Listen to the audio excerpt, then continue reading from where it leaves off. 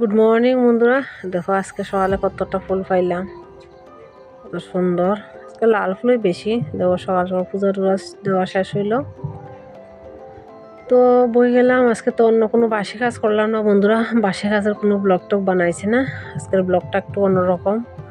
আর আশা করি সবাই ভালোই আছো, আমিও ভালো আছি। সবাই সুস্থ থাকো। অনেক ঠান্ডা বন্ধুরা, এই আরও একটা মাস প্রচণ্ড ঠান্ডা, তারপর আলসি একটু কমবো। ঠান্ডা লাগে প্রচণ্ড কষ্ট হয় আমার বন্ধুরা, আমার সাইনাসের প্রবলেম, একটু ঠান্ডা লাগলেই প্রচণ্ড কষ্ট হয়।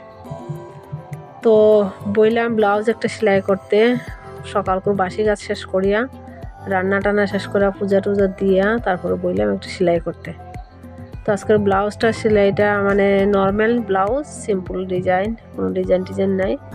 তো ব্লাউজটা কেমন হলো একটু কমেন্ট করে জানাইবা।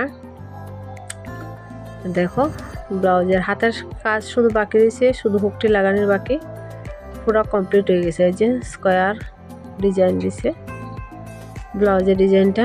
তো বন্ধুরা হইলো সন্ধ্যা হইলো, ওই দেখো সন্ধ্যার টিফিন আমরা কি বানাইছি আজকে, পিঠা বানাইলাম, পাটি সাপটা করলাম, আর ওই যে এটা কই আমরা সিদ্ধ পিঠা, সেটা বানাইলাম কয়েকটা। তো আশা করি সবাই বন্ধুরা ব্লগটা ভালোই লাগবো। সবিতা সেন ফ্যামিলি এই ব্লগে সবাইকে অনেক অনেক শুভেচ্ছা, ভালোবাসা রইল আমার তরফ থেকে। সবাই ভালো থাকো, সুস্থ থাকো। আবার একটা নতুন ব্লগে দেখা হবে। আজকের পর্যন্ত ব্লগটা এখানেই সমাপ্ত করলাম। সবাইকে বাই বাই, টাটা।